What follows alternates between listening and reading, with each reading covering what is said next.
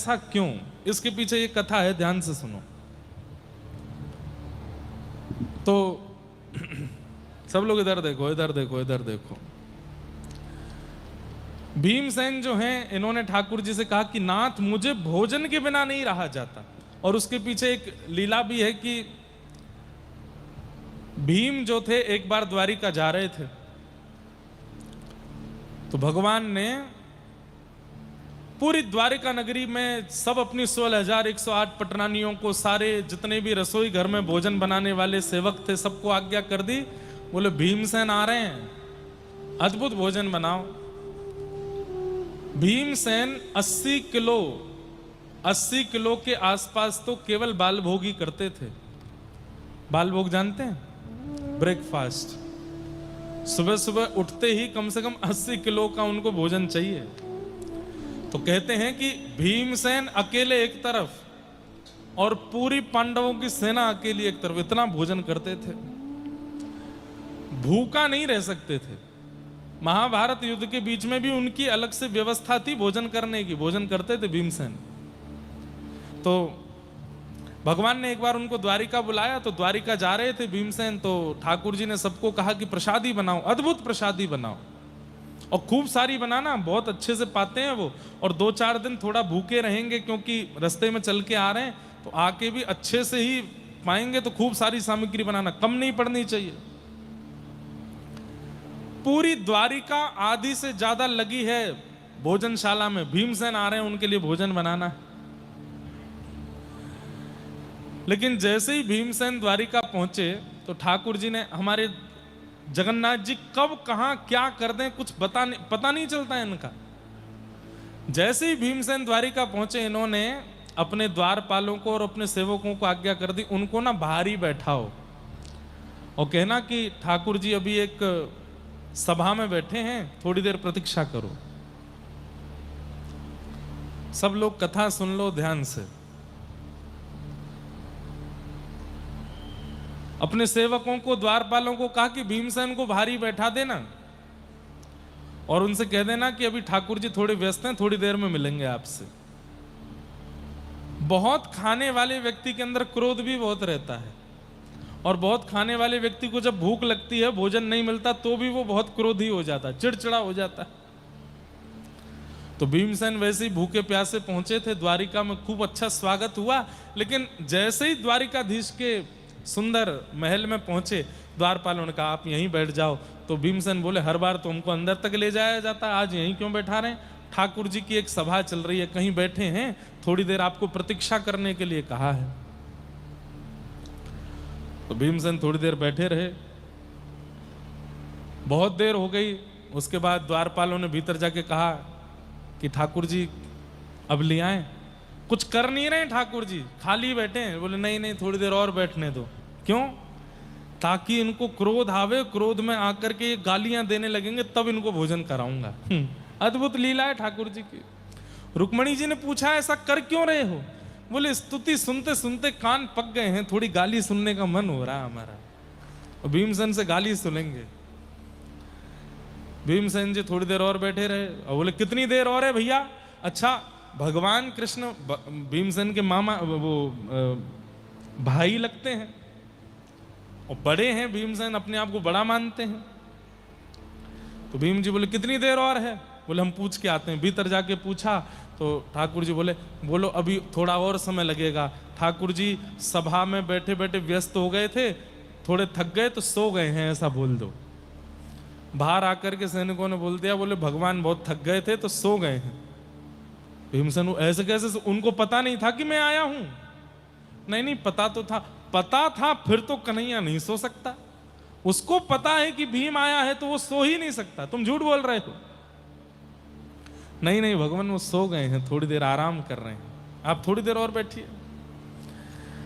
भीमसेन को भूख लगी, क्रोध में महाराज ऐसे हिले, कभी ऐसे हिले, अभी तक तो कुछ नहीं बोले। बनता है अपने आप में भगवान, अपने लिए होगा द्वारिकाधीश, हमारा तो भाई है, हम तो अधिकार जमा सकते हैं, इतना ही बोले।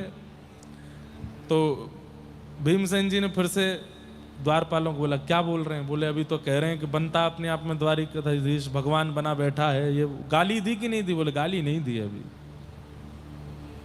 बोले क्या करें, वो तो बहुत क्रोध में, थोड़ी बहुत देर और बैठाया तो हम लोगों को ही मार देंगे, वो अपनी मुष्टिक पहना रहे हैं बहुत देर से। तो ठाकुर जी बोले जाके बोल दो, बोले ठाकुर जी अभी भोजन कर रहे हैं, बाद में मिलेंगे। द्वारपाल बेचारे कांपते कांपते आए बाहर, भीमसेन की आंखें चढ़ी हैं, कितनी देर और? ठाकुर जी अभी भोजन, क्या कहा? भोजन कर रहा है कृष्ण, और हम यहां बाहर बैठे, वो भोजन कर रहा है भीतर। अब तो लगे महाराज भीमसेन ने गालियां देना शुरू किया, हमको भुक्कड़ कहते हैं, खुद भुक्कड़ है, यहां मेहमान आया है और उसकी प्रतीक्षा नहीं की, भोजन कर रहा है भीतर बैठ करके। और जब गालियां देनी शुरू की, रुक्मणी आदि सब दौड़ी दौड़ी गई, कौन है इतनी तेज तेज गालियां दे रहे हैं, कौन है? बोले भीमसेन है। क्या कर रहे हो आप? बोले गाली सुनने का मन हो रहा है हमारा। जब भीमसेन बिल्कुल लाल पड़ गए ऊपर से नीचे तक, धीमे से ठाकुर जी मुस्कुराते हुए बाहर आए, भैया कैसे हैं आप? मेरी नजरों के सामने मत आना, मैं देख लूंगा। अरे क्रोधित क्यों होते हैं आप? सोच, आप आओ और मैं भोजन कर लूं, ऐसा हो सकता है? अरे हमने सुबह से कुछ नहीं पाया, जल भी नहीं पिया, आपके संग बैठेंगे पाएंगे? नहीं, तुम झूठ बोलते हो। अरे किसी से पूछ लो। तो फिर ये सब क्यों बोले मेरे को? बोले हम जबरदस्ती आपको गर्म कर रहे थे, थोड़ा हमको गाली वाली दो, थोड़ा अपना जो है उग्र रूप दिखाओ, उससे काम चले। आओ आओ बैठो। और द्वारिकाधीश भीतर लेके गए, प्रेम से पवाया भोजन। भीमसेन बड़े राजी हो, लाला बड़ो चतुर है तू, हैं ऐसा उदम मचावे, गारी सुनवे को कौन को मन करे? बोले मेरो। तब भीमसेन कहते हैं, बोले लाला एक बात बता, एकादशी व्रत ना करवे वारे को पाप लगे? ठाकुर जी बोले हाँ पाप लगता, नरक जाना पड़ता उसको जो एकादशी के दिन अन्न खाता है। तो भीमसेन बोले लाला मोते भूखो ना रहे हो जाए, मैं कहा करूं? एक दिन भी यदि भोजन नहीं मिलता है तो मेरे बस ये समझ ले, मेरे सामने जो आ जाएगा मैं बाकू मरोड़ दूंगा। भोजन के बिना चिड़चिड़ाहट होती है।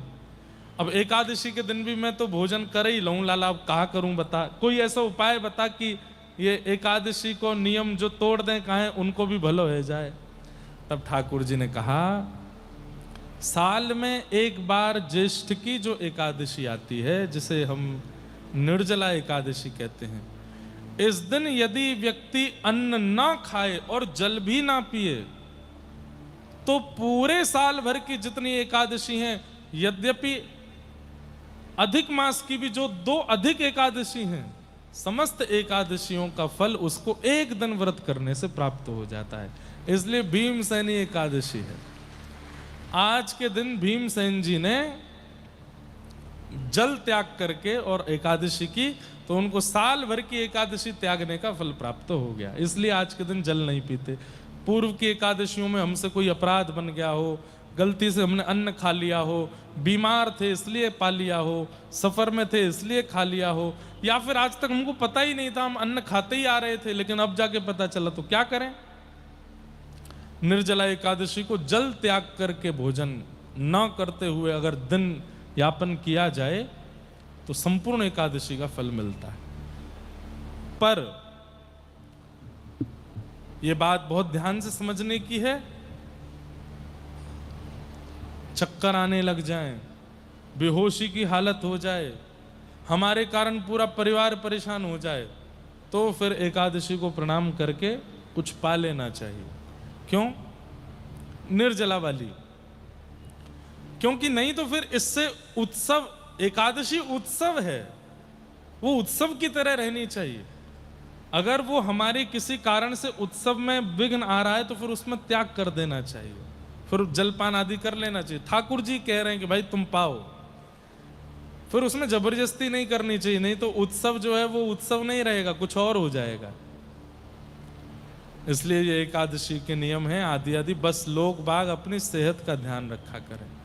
और निर्जला एकादशी आती भी गर्मियों में है, वैसे ही पानी की कमी हो जाती है, तो इसलिए जलपान कर लिया करें। वही लोग जलपान त्यागें जिनको घर में ही रहना है, पूरे दिन कहीं आना जाना चलना फिरना नहीं है, डिहाइड्रेशन नहीं होगा, एसी में बैठे हैं, घर पे ही हैं, वो फिर अब हमने भी सोचा था कि हम जल नहीं पिए, लेकिन 3 घंटा बोलना है, क्रिकेट भी खेलना है, सब जगह जाना भी है, तो जलपान नहीं करेंगे तो सूख जाएंगे भीतर से।